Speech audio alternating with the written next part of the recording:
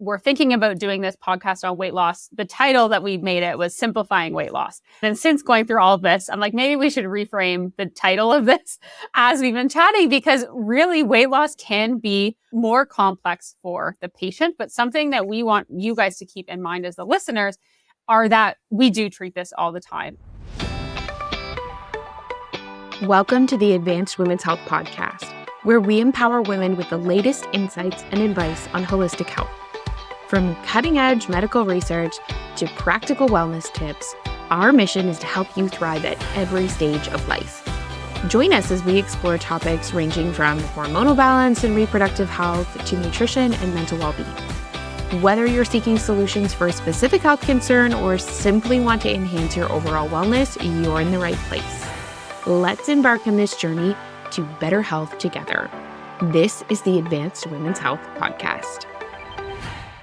Hello, everyone, and welcome back to the Advanced Women's Health Podcast. Today, we're diving into a topic that is so common, especially here at Advanced Women's Health, but so misunderstood, and that is weight loss. So here's the thing. We are not talking about our crash diets today. We're not talking about yo-yo dieting, extreme workout plans, magic pills. We are going to talk about, from a naturopathic perspective, what we are looking at when people come in for weight loss resistance. So I want you guys to think about sustainable changes. I want you to think about overall health and well-being from a naturopathic perspective. And we have some lovely ladies here today, so I will let them help me out with this intro and we can get started. Yes, I am so excited to dive in. I find as naturopathic doctors, we firsthand seen how weight loss can be so much more than the number on the scale, right? It's about understanding your body, addressing what underlying causes might be holding you back, and then finding an approach that's going to fit you. So we're here to talk about the stuff that really matters, the foundations of weight loss. We're of course going to go over nutrition and movement, but we're also going to touch on hormones, gut health, what is stress looking and feeling like, and of course, sleep. So whether you're tuning in because you've been struggling yourself with a weight loss journey, or you're just looking for a fresh perspective, or just curious about how naturopathic approaches would differ from what you've tried before, we're glad you're here. We're going to share some insights. We're going to bust some myths, and we're going to leave you with, of course, practical tips to head you in the right direction, all while keeping it very fun and light. So let's jump in. Yes. So to start, let's introduce ourselves so you guys know who you're listening to right now. I am Dr. Alessandra Autieri. We have Dr. Sasha and Dr. Ali here. The three of us are the naturopathic doctors at the Advanced Women's Health Port Credit location. And honestly, weight loss resistance is probably something we're treating on a daily basis in our clinic. So although we would love to go over all of the causes of weight loss, today you will see that could probably be a podcast that's several hours long if we did that. So we're just going to touch on the biggest factors that we look at when people come into our office. So hopefully this serves as validation for some of you who are listening to this and deeply feel like there's something stopping your weight loss or slowing your weight loss down. We can talk about all of those things today that the girls mentioned earlier, the hormones. We're going to touch on lab work a little bit, but let's start with that myth busting. So when it comes to weight loss, there's a lot of misconceptions. Many people turn to things like extreme diets, calorie restriction, trying to get that quick fix because it can be really discouraging, honestly, to have slow, gradual weight loss, although that is the one that's more sustainable and the healthier one. There's also things like emotional eating and the frustration that comes with weight loss, plateaus. So we will get into that and mindset a little bit more today. And then, of course, the time restraints. So we are all familiar with that, and we're human too. So we have these as well. But saying that you don't have the time for some of these things or the bandwidth to put your goals into action. So even though we verbalize that we want weight loss, are some of our actions lining up with our weight loss goals? So we're going to talk about all of these things and then how things like hormones and hunger cues and cravings can really influence the ability for our body to lose weight and make things all that more challenging. I would say the last one, the biggest misconception that we're going to bust today is that all calories are equal. So the food in versus out conversation, we will definitely touch on that today. And ultimately, we want this to be an encouraging listen for you guys again, so it can be very validating and hopefully you learned something about weight loss that you didn't know. Yeah, and this is why it's really important, Aless, to address the root causes of weight loss resistance in the first place, like per individual patient, instead of just turning to these quick fixes. And I think this is a conversation that we're all having with our patients every day. A fad diet or caloric restriction or the keto diet or the one meal a day, like the list goes on. It might lead to some weight loss progress because it is something different than you were doing previously.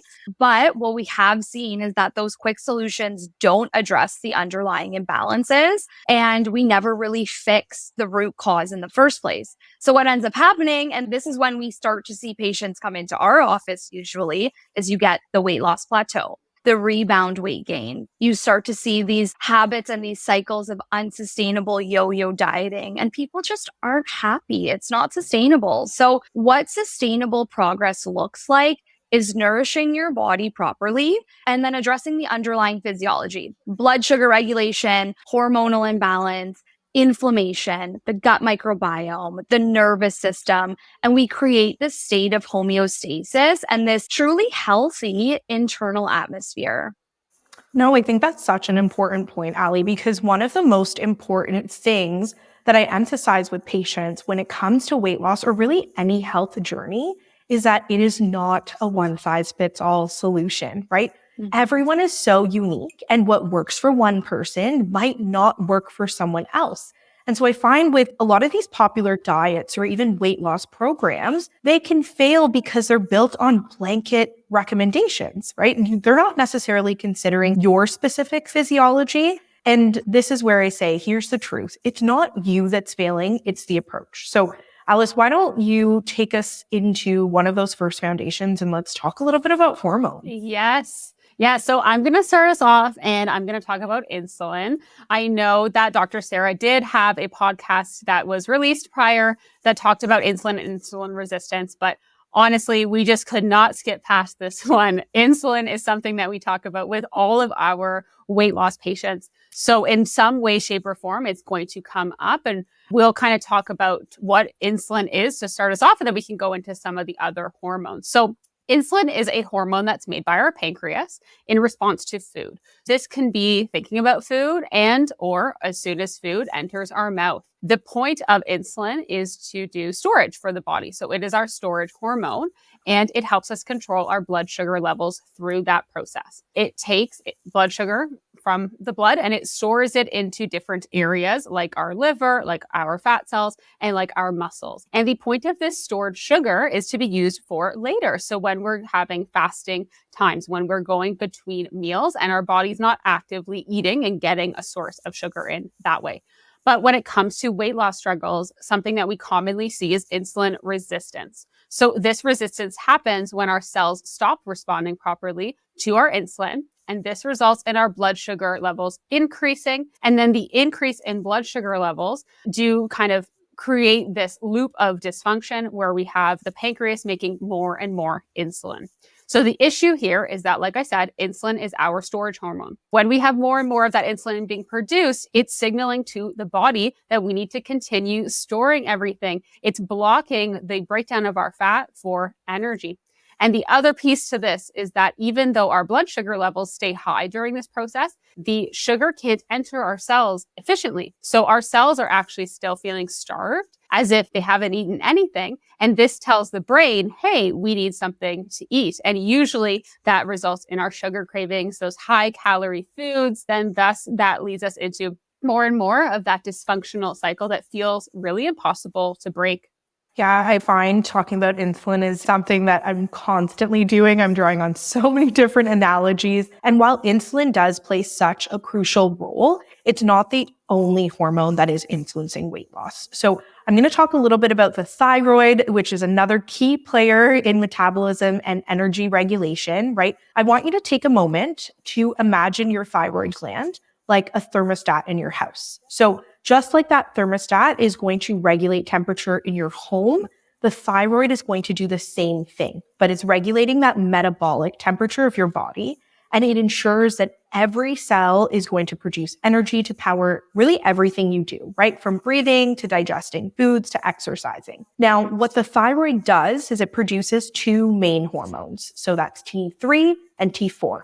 T4 is like your reserve. It's mostly inactive, but it's converted to T3, which is active. It gets the job done. It boosts metabolism. It helps use energy, and it supports processes like fat breakdown. And if you have low T3 levels, your metabolism can take a hit. So your body then becomes that much better at saying, I'm going to hold on to energy. And it does this by holding on to fat as a survival mechanism, right? Your body is trying to protect you. And so without enough active thyroid hormone, fat stores are less accessible as fuel, and it just makes it very hard to shed weight. And we kind of go back into that loop, or we get stuck really in that loop of dysfunction. So when we talk about, for example, hypothyroidism, that's your thermostat being set too low and your metabolic engine can start to slow down. So it's not really only what you eat or how much you're exercising. There's a lot more that may be happening behind the scenes. And then the big elephant in the room, right, is stress. Stress comes in so many forms. It's not just the mental, emotional, right?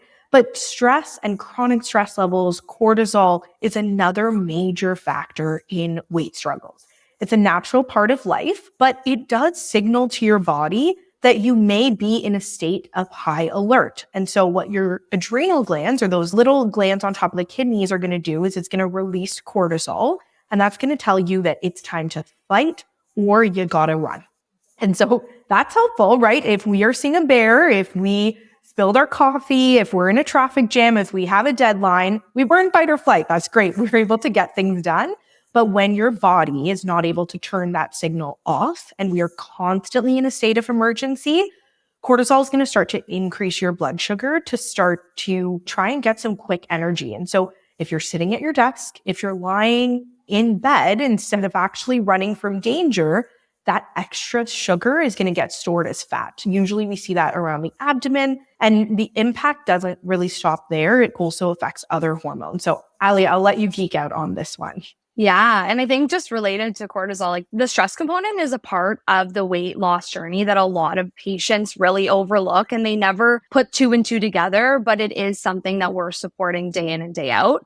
But on to the bigger conversation of hormones, we see patients coming in all the time with different hormonal imbalances that are really acting as a huge obstacle to their weight loss journey. So that could look like PCOS, so polycystic ovarian syndrome, hypothyroidism, like Sasha mentioned, or even that transitional period into menopause. This is really making weight management more challenging. And usually when we start to support these conditions, patients start losing weight pretty quickly. And they're like, this is so different than they were used to. So let's just chat about PCOS, for example. We see a huge insulin resistant component in a lot of PCOS patients. So when we're working with PCOS patients, we are doing more than what they've previously been told. Previously, they come in, they're like, I've been put on the birth control pill, and I've been told to stay away from any and all sugars. And that's about it. But in reality, there is so much more that can be done to support their body outside of just their hormonal balance. We can support that weight, that insulin resistance, with proper diet, supplementation, proper bowel habits. People are always like, what? How does that relate? And then, of course, movement. So there's a lot more components of a hormonal picture that need to be addressed. So understanding these conditions and not viewing them as a hurdle or a barrier, but seeing them as a sign that your body needs to be individually addressed and certain components need to be very tailored to you will help with that weight loss journey. So Aless, why don't you tell us a little bit about how we can test some of these hormones? Yes. So we love blood work at Advanced Women's Health. And the great thing about testing blood work is it's actually a pretty affordable option. I find that some patients, and of course, this is completely subjective, but some patients come in, and when we talk about blood work and what I recommend is most beneficial for them, they're often surprised at the little cost that goes into investigating things that can be so helpful for our overall health. And then, of course, for the purpose of today, weight loss. Most commonly, and I think in adherence to some of the stuff that we've already talked about so far. For thyroid hormones, looking at things like TSH, T3, T4, for insulin and glucose. A lot of people listening are probably familiar with our HbA1c, maybe a fasting blood sugar and fasting insulin. And all of those are excellent things, but we also love to do a 2-hour insulin glucose challenge. If you're listening to this and you're my patient, you either love me for it or you don't love me that much for it, but it's a little bit more of an intensive test, but it really is so affordable and it tells us so much about what happens in our body when we put food inside. So what happens with our blood sugar, what happens with our insulin as a response to that. And then with some of the other hormones that we danced around today. So the cortisol piece, the AM cortisol, we usually test. And then other things just based on what else is going on in your health. Like if we think testosterone and DHEA could be relevant, for example. Today's episode is brought to you by none other than Advanced Women's Health. If you are interested in diving in deeper to your health, if you are finally ready to feel like yourself and you are finally over hearing everything's normal, everything's fine, and you want a deeper dive into your healthcare, then we are here to help you. We are currently helping patients in British Columbia and Ontario, Canada. But don't worry, if you're in another province, still reach out, get added to the wait list as we expand coast to coast. We cannot wait to work with you. Check out the show notes for more information on how to get started. Let's move. I know that we already danced around the digestive piece and talking about bowel movements. So I find that a lot of people feel very validated when we bring this part up, because the fact is that there's a lot of research to show that the bacteria living in our gut has a big impact on our ability to lose weight. Like for many of our patients, that is such a crazy and amazing and fascinating thought. So I know Dr. Sasha loves to talk about gut health. So why don't you take this one? Yes, I say all the time, your poop and your periods are report cards that I want to know about. So Aless mentioned, right, research does show that the overall health of your gut is going to play a role in how you're feeling, how you're storing fat. It's going to regulate things like inflammation. And when your digestive system is out of balance, whether it's conditions like IBS, it could be poor diet, stress, even other factors, it can lead to what we see as an overgrowth of certain bacteria in your gut, which is gram-negative bacteria specifically. Now, gram-negative bacteria produces a substance called LPS. And inherently, LPS is not bad, right? It's a normal part of your bacterial cell walls. But when we see a lot more of gram-negative bacteria, that LPS is going to get into your bloodstream and it's going to trigger a condition known as metabolic endotoxemia. So for those of you who are listening who are like, wait a minute, I lost you.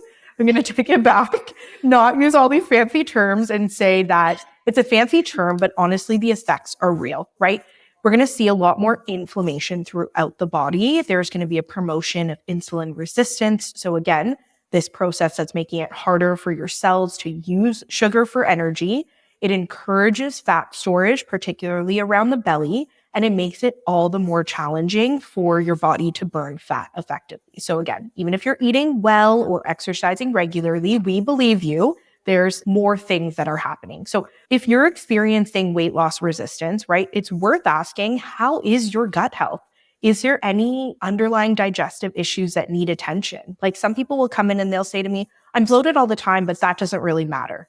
No, it does. Our body's trying to tell us something, and addressing those imbalances, whether it's bacterial overgrowth, inflammation, can be such a game changer for your overall health and your weight goals. So your gut is more than just where digestion happens. It's a control center for a lot more, and taking care of it can really make all the difference.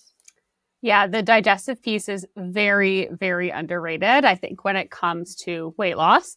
Something that probably isn't as underrated when it comes to weight loss is our mindset about it, our stress, how that can impact our weight loss.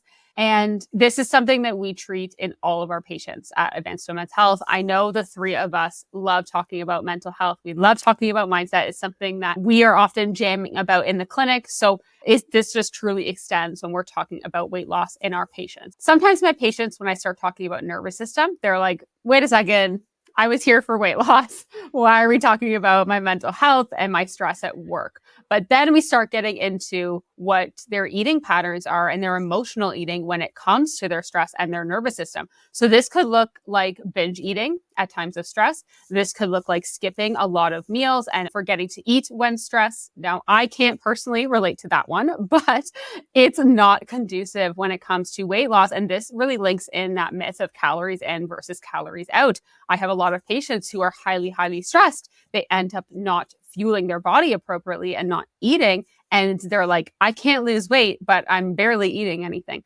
So there's a lot of pieces when it comes to this nervous system part, and recognizing these emotional eating patterns are really important when it comes to weight loss. And the other one that I wanted to mention too, that is another piece of emotional eating, is the compulsive snacking. So the snacking is something we really put a stop to for a lot of our advanced women's health patients. We're not fans of snackers over here. But all of this ultimately does show me and tell me a little bit more about what's happening with your nervous system and your mindset when it comes to your general health. And that's what could be impacting or slowing down your weight loss. Yeah, definitely. I mean, we all love a good snacky plate while watching a movie, but it's not serving The you girl well. dinner. It's not The serving girl its dinner. purpose. Yes, the girl dinner. Staying on that mental emotional component of weight loss, let's chat about mindset. I love talking about mindset. Your mindset truly makes or breaks your journey through any health goal. That's not just your weight loss journey, it's anything. And we really do empathize that there is a lot of frustration when you're trying to reach a weight loss goal or any goal.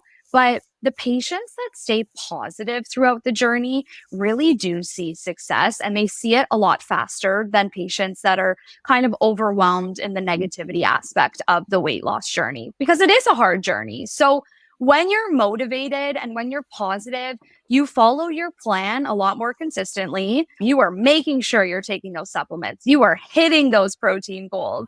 And then you also recognize when you've fallen off, and you give yourself grace for that. And that's such a beautiful moment when you say, I need to reel things back in. They book an appointment with us and they're like, help me, I need to get back on track. So positivity is a really beautiful thing in achieving your goals. And then we add in layers to mindset, which is habit building. And habit building starts off small, right? Do small, sustainable habits like adding in 5 more grams of protein a day, or adding in 30 if that works for you, or 5 minutes of movement, or maybe that's 30 minutes of movement. But we need to celebrate any win, no matter how small that win is.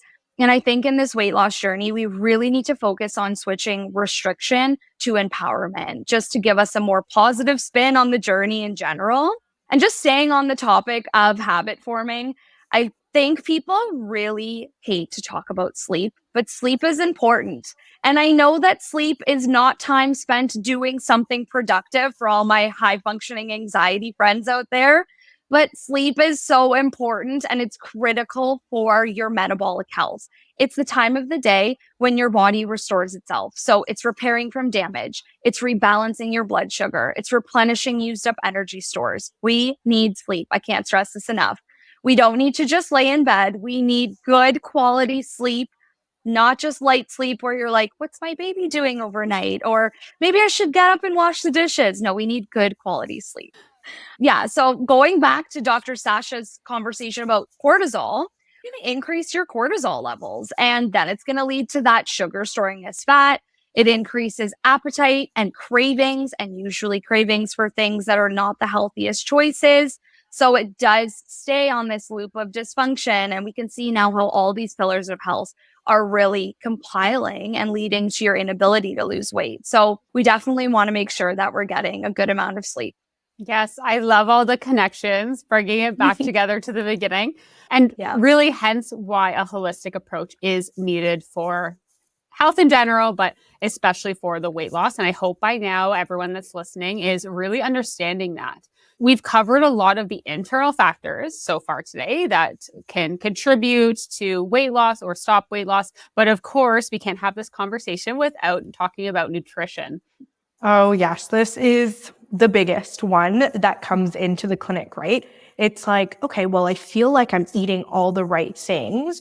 And so I oftentimes have this conversation where I say, I think we live in one of the most over-caloried but under-nutrient societies, right? We reach for a lot of those convenience foods, and there's no judgment here. Like think chips, think cookies, the fried snacks, the sugary treats, the ones that literally have the marketing slogan that you can't just eat one. And honestly, they're not wrong. Like these foods have been made to be irresistible.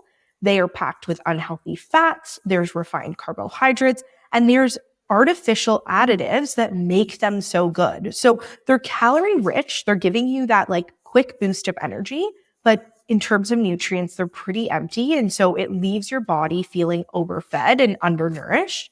And I think the tricky part too is these foods aren't just delicious, but they are actually addictive. So there's been research to show that there's a part of our brain that is activated in the same way as someone who maybe, using drugs. And so with that being said, if it's constantly available, sometimes it's even more affordable than the healthier options. It's really no surprise that many of us fall into this pattern of overeating or stopping at the drive-thru on the way home from a long day, right? And so when you take a step back, there's a larger issue at play. We have an overabundance of these highly processed foods. We may not be moving as much in our daily lives. Like I'm talking to people all the time and they're telling me, yeah, for the most part, I'm sitting at my desk from 9 to 5.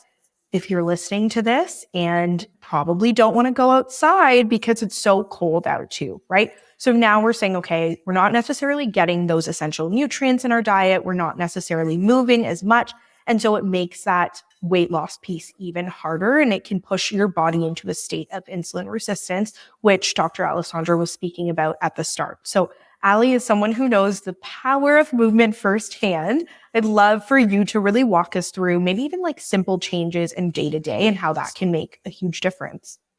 Yeah, definitely. For anyone listening, I'm a bar physique instructor. So I love movement. I was a dancer my entire life and I love talking about movement, but I will be one of the first people to admit that movement can feel like a chore for a lot of people, including myself. Like there's days where I'm just like, today is not the day. And especially if you're newly introducing yourself into the movement space, it's hard to get momentum in that daily routine, especially in a society like the GTA where it's very work focused, the hustle and bustle of commuting. You're at work 9 to 5.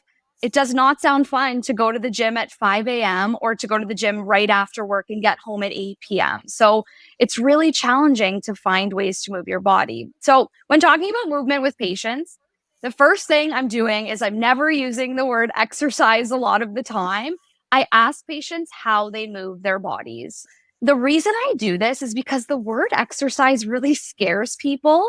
And I don't want to come across like I'm judging their exercise routine because I believe that going to the gym 5 days a week for an hour and a half doesn't necessarily equate to weight loss. And I think a lot of people think that's the only way to lose weight. So when we start using the word movement, people enjoy their activities. So this could be anything that kind of takes that expectation off of exercise at the gym.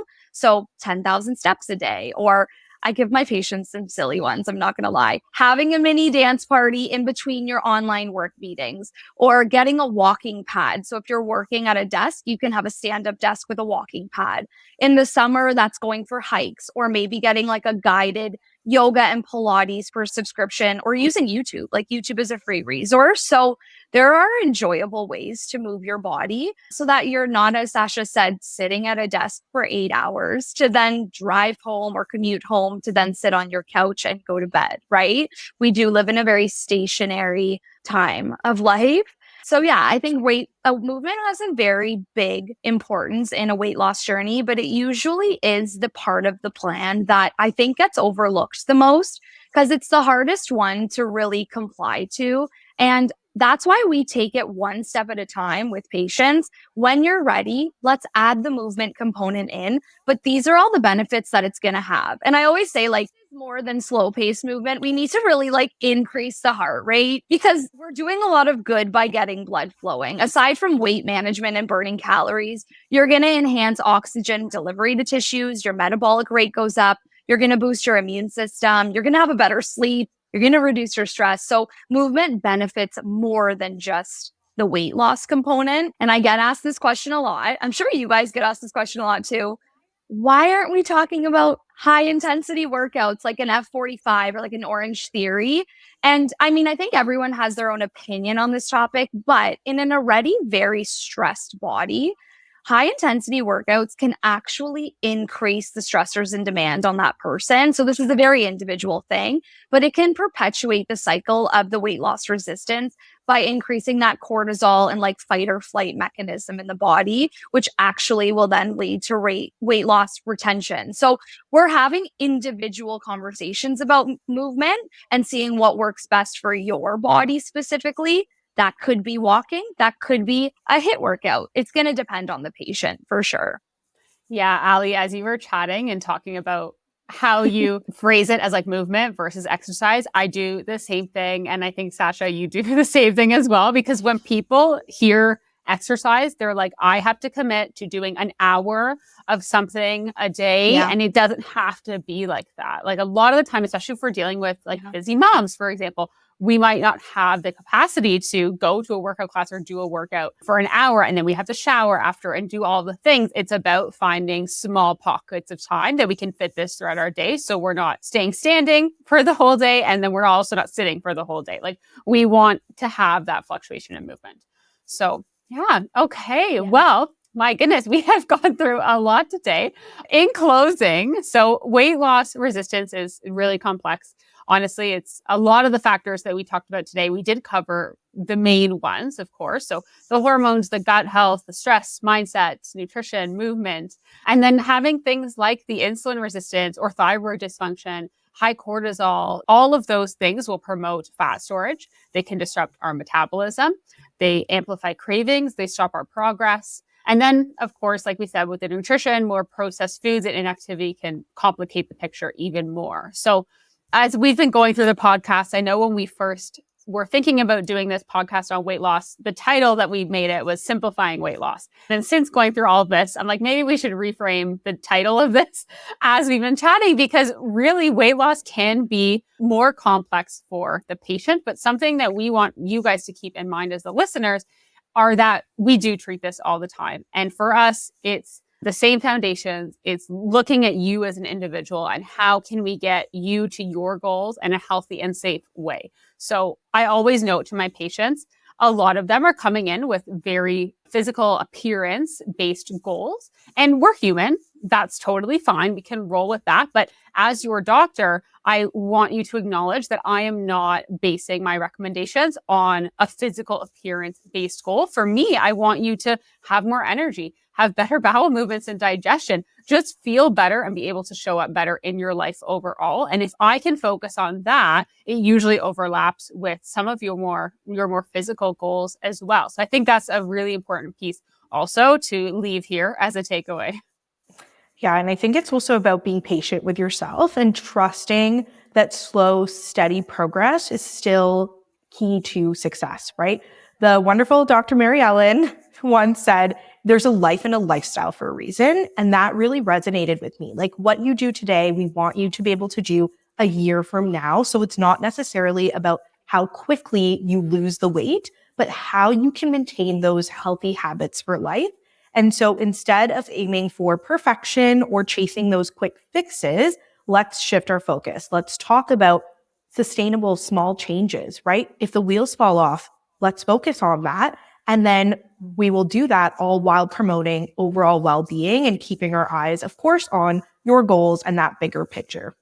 Yeah. So if this really resonated with you and you're looking for more resources, definitely register for one of Advanced Women's Health's free educational webinars. We have tons of them, or attend one of our free in-person events if you're looking for something that's a little bit closer to you and you can be there in person and build that community. Stay tuned. We do have more details on our Port Credit location. We are hosting a Women's Wellness Collective in January. So we'll post some more details on that. Of course, keep listening to more podcast episodes to learn more about your health and many different topics, because these are really, really great. And I know I enjoy listening to them too. In the show notes afterwards, we will have our booking links if you feel like you want to book a one-on-one session with either Sasha, Aless, or myself, just to get you on track for some of those goals, especially with the new year. We're here for you. We are. Amazing. Thank you, everyone, for joining us today. Thank you to my lovely coworkers, Dr. Sasha and Dr. Ali. We hope you found this conversation helpful and inspiring as you navigate and continue to navigate your health and your weight loss journey. So just remember, weight loss is not only about a number on the scale. It's about creating a sustainable and healthy lifestyle that works for you. So like we said, if you enjoyed this episode, feel free to listen to more, but please share it with someone who you think might benefit from this. And don't forget to subscribe so you don't miss any of our upcoming episodes. Until next time, be patient with your journey and remember that your health is worth it. Bye. Thank you so much for listening. I hope that you had as much fun as we did. And if you loved today's episode, share it with a friend and leave us a review. That is how we spread this message, and that is how we are going to revolutionize healthcare in Canada for women. Have a beautiful day and be well.